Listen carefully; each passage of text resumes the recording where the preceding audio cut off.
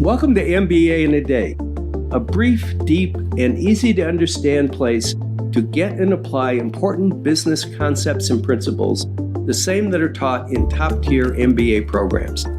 I'm Professor Stralser, and in the 25 years that I've been teaching in elite MBA programs, I've noticed folks like doctors, attorneys, engineers, scientists, nonprofit executives, small business people, entrepreneurs, folks that are already well-educated, already smart, but may not have had the kind of business training that they need to be successful in their business or practice.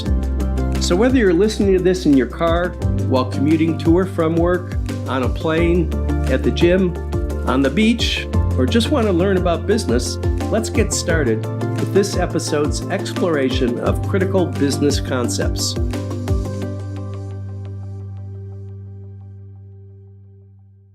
One of the most often heard terms that are used in business today and in organizations is this idea of innovation. It's a very elusive thing. It's more about a process than an event. We often think about innovation as something like a lightning bolt. Voila, there is some innovation. And actually, companies that are associated with a high degree of innovation have baked into their culture this idea of continually coming up with new ways of doing things, new products, new services, new processes. Let's take a look at what it takes to develop this somewhat elusive culture of innovation. So when we think about innovation, we really can think of it in three different terms. There's a taxonomy related to it. The one that we commonly think about is product and service innovation. That is, innovation that brings us those new products, those new services that, especially as consumers, we seem to gravitate to and want to be the first on the block to try something. But there's also the idea of organizational innovation, and that is, how do companies innovate in the way that they do things as an organization? We've seen the development over the years of the idea of an virtual organization. That is an organization where all of the people in that organization don't necessarily work in the same place and collaborate, do their work together remotely, sometimes in some sort of a hybrid fashion where some days of the week they're in the office, some days of the week they're working remotely. So we see this form of organizational innovation fairly recently. We can also look at the idea of how do we innovate the processes that we perform in our organization. So innovation isn't always just about products. It can be the way we make those products. So, for instance, the use of robotics over the last 20 or 30 years has definitely innovated the manner in which we make things. When we hear this term innovation, we're really talking about several different things. But let's drill down to the one that most of us associate with innovation. That is, how do we develop new products and new services in an organization?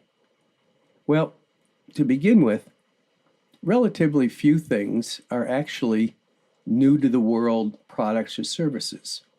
When you think about what you associate with innovation, it is more likely to be an improvement of something rather than something that is brand spanking new to the world. We also have innovation in the form of products and services that create their own categories.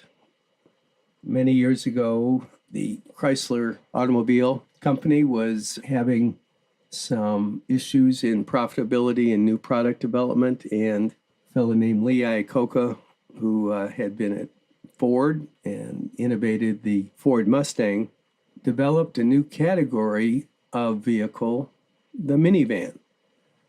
The minivan was somewhat in between a truck-based van and a station wagon. The key target market was moms who did not like the awkwardness and the difficulty in driving a big old van that was mounted on a truck chassis, yet they needed more capacity for all those soccer matches and kids and more than a station wagon could provide. So this category, the minivan, was considered a big innovation. So it was simply a new category of something.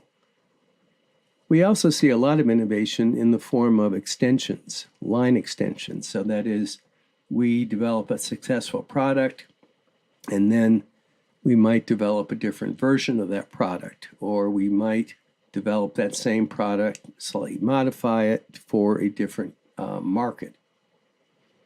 Much of what we think about as product innovation really is in the form of improvements, making something better. So, classic example I would use is the iPod. Well before Apple introduced the iPod, there was a plethora of portable music playing devices, the Walkman, Sony Walkman, for instance. Yet the operation of those devices was rather cumbersome, and the way that Apple really improved that product was the ease in which music could be transferred to that portable device.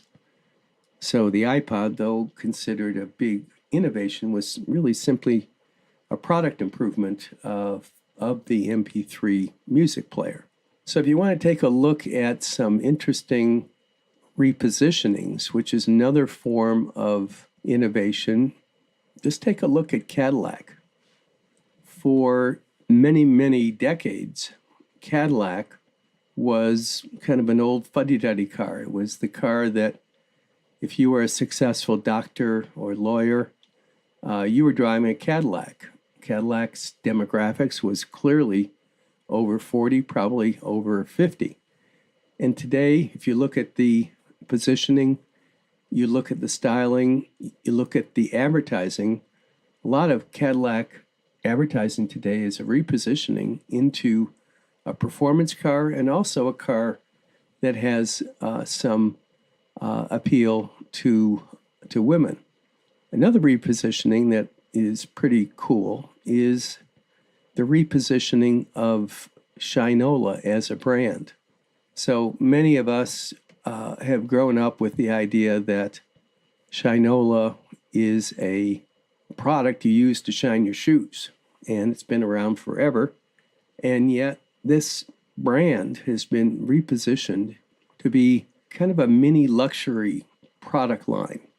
It is based in Detroit, which is also very innovative. The company has very successfully located in what was a pretty problematic part of downtown Detroit, has trained many people, at-risk workers who otherwise would not be very productive economically. They manufacture watches and leather goods and all kinds of products under the Shinola brand. So we have a very clear repositioning that's taken place with this very old and very well recognized old brand. We associate innovation with creativity, the fact that to be innovative, we want to come up with some new things.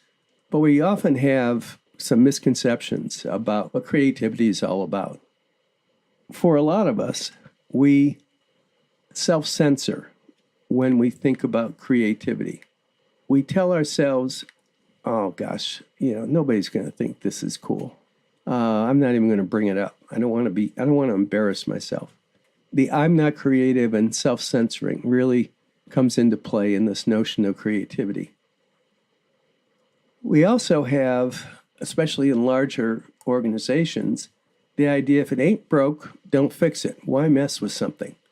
The problem with that thinking is that if you're not going to come up with a new way of doing things for an old product or service, somebody else is. And then very often we get into this idea of constructive criticism about creativity when it's really used as a way of snarkiness to coworkers who develop new ideas. One of the things that you might want to do just to test out your notion of creativity and how we need to look at it maybe a little bit differently is to sit down for about a minute and draw a house with just a plain piece of paper and a pencil. and take about a minute to draw a house. What I think you're going to find is that after that minute or so, if you look at that house, it's going to be pretty elementary. And further, if you were to go back to your childhood home where the things that you drew as a little kid and that maybe your mom has kept in a scrapbook, and you find everybody draws a house when they're a kid. If you look at the house that you drew when you were 3 to 5 years old, it would bear a striking resemblance to the house that you just drew. The takeaway from that is that in terms of creativity, we are very creative when we are kids. And then when we're about 5 to 6 years old, our creativity curve really falls off and flattens. And the question is, what happens when we're 5 or 6 years old? Well, what happens when we're 5 or 6 is we go to school and we start learning the right way of doing things. And we start becoming rather uniform and fixed in what is the right way, what's the wrong way. And there's nothing real wrong with that. I mean, we need to understand fundamentals and principles and things like that, but most of our playful creativity that we have very naturally as kids, young kids, is kind of pushed out of us as we go through our formalized education, K through 12, and then beyond. So when you go to so-called creative organizations like in Silicon Valley, and you walk into their headquarters, you would think that you're on the playground at recess or at an elementary school. What these companies have been doing is trying to regain that almost childlike sense of creativity, and then that creativity can be applied to the business model that those companies are involved in. This is being brought to you by MBA in a Day 2.0. Why spend years and $50,000 when you can get the recently updated classic business bestseller with easy-to-understand business principles and concepts, the same as those taught in top-tier MBA programs? Listeners to this broadcast can save $5 off the $19.95 retail price by going to mbainaday.com and entering the code MBA 2.0. There's a very well-known, one of the top downloaded TED Talks is by Sir Ken Robinson, titled something like How Schools Kill Creativity. And his argument is just that we lose so much creativity because we have a very regimented approach to learning that starts at a relatively young age. So here are some other things that we need to think about and get our heads around and consider when we talk about good ideas, that ideas appear out of nowhere. The reality is that there are processes for developing ideas. We also have this maxim that there are no stupid ideas, and that is important in the brainstorming side of things. But then you got to step back, and out of those 100 ideas, there will be many of them that are actually stupid ideas.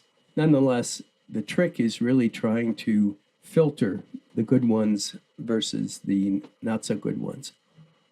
A lot of companies simply rely on their customers to do their innovation and react to customer suggestions and what the customers want. While this is always a good idea to be customer focused, listen to the customer, customer first, and all that, sometimes it's not that productive. Sometimes if you do this in a fettered fashion, you're going to develop products and services that are maybe outside of your core, maybe outside of your domain expertise. Henry Ford famously said that if I listened to my customers, I would have built a faster horse. Customers are important, but it's also to trust your own instincts and your own touch with the market. Some companies think of innovation as a weekend, that, on the third weekend of the new year, we're going to have a retreat and all of us are going to go to this place for a day and a half and we'll generate all the ideas we need for the coming year in a meeting. While this might be somewhat productive, the idea is that innovation really has to be part of the process of an organization. It has to be baked into the kind of the DNA of the organization. Another misconception, getting ideas isn't the problem, implementing them is. Well, yes, implementation has always been the trick in innovation. We can generate a lot of ideas, but what's missing really in between the generating ideas and the implementing is the really important part, and that is the sorting and vetting of ideas. So you start out with a big pile of 100 ideas, and the trick is really whittling those down to the 3 or 4 that then you can spend the resources to properly implement. There's a creativity exercise that looks at how we tend to view words and look at patterns of things without thinking about what goes into those things. So if you look at a sentence, for instance, the cab lacked proper brakes to stop at the intersection. And I asked you, can you pick out a color from that sentence? Sentence being, the cab lacked proper brakes to stop at the intersection. So when we look at that, because of our training in reading, we tend to cluster the letters together, and we don't really read the individual letters. We kind of do the shorthand that gets us the interpretation of the sentence. But what this exercise asks you is to find a color in that sentence. And if you look at the B in cab, and then the lacked, L-A-C-K-E-D, in the next word, it would be blacked or black. So what this is saying is that we are so used to seeing patterns that sometimes if we want to be innovative, we have to kind of break apart those patterns and look at the components of whatever it is that we're seeing. Thank you for listening to this episode of MBA in a Day. Why spend years and $50,000 when you can get the recently updated classic business bestseller with easy-to-understand business principles and concepts, the same as those taught in top-tier MBA programs? For listeners to this broadcast, you can save $5 off the $19.95 retail price by going to mbainaday.com and entering the code MBA 2.0.